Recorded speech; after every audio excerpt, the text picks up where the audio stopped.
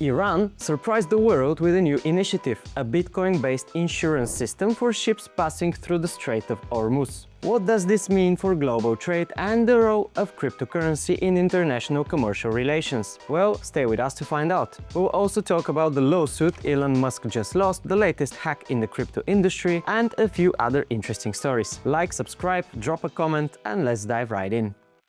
Iran is taking an unusual yet strategic step that has caught the international community's attention. According to reports, the country has begun offering Bitcoin-based insurance for ships passing through the Strait of Hormuz, one of the world's most important and sensitive maritime routes.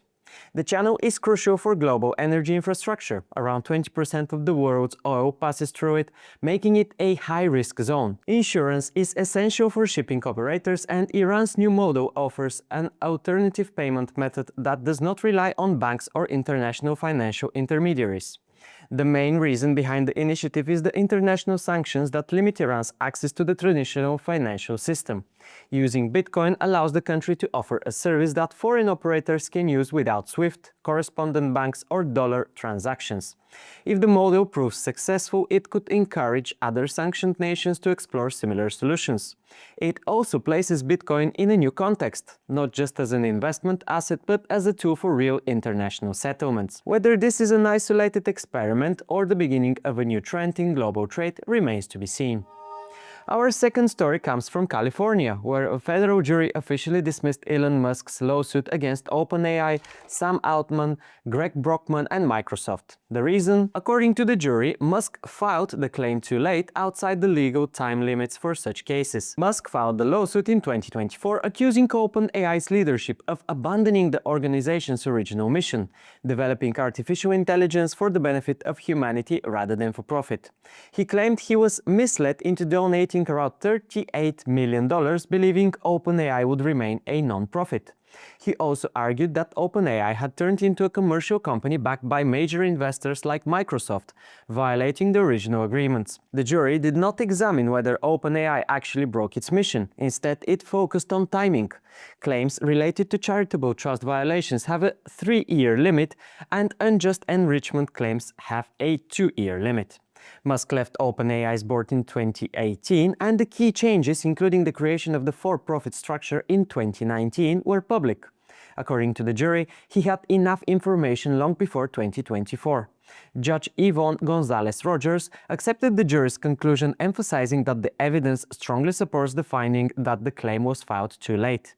Musk says he will appeal, arguing that the decision is procedural, not substantive. Meanwhile, WorldCoin's price jumped 6% after the news. The token and OpenAI have no formal corporate connection, but they share the same founder, Sam Altman, which may explain the market reaction.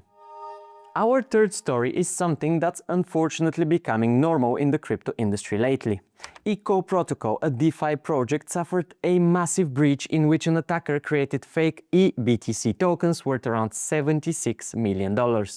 Instead of exploiting a complex bug, the hacker gained access to an administrator key, essentially a master password with full control over the protocol. With it, he minted 1,000 eBTC out of thin air. He then deposited part of these tokens into another DeFi protocol, Curvens, and withdrew real funds.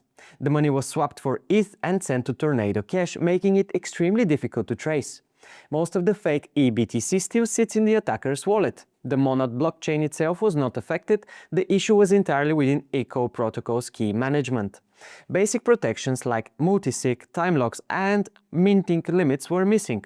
This incident is part of a broader trend in recent weeks, with multiple DeFi projects being attacked. The Eco Protocol case shows how dangerous it can be when a single key holds too much power, even if the smart contracts themselves are well written. We'll wrap up with some flash news. Michael Saylor is back in the spotlight after his company Strategy announced another massive Bitcoin purchase. After several weeks of smaller acquisitions, the firm returned with a huge buy, nearly 25,000 BTC for about $2 billion at an average price of around $81,000 per coin.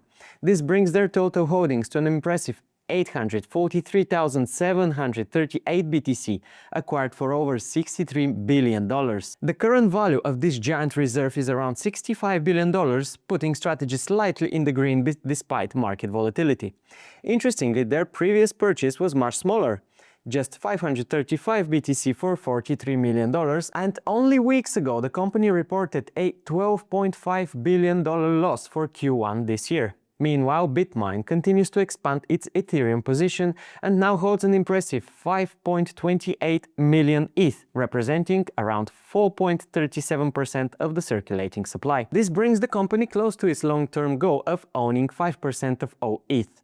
Their total crypto assets, cash and moonshot investments are valued at around $12.6 billion, highlighting how aggressively the firm is positioning itself within the ecosystem of Ethereum.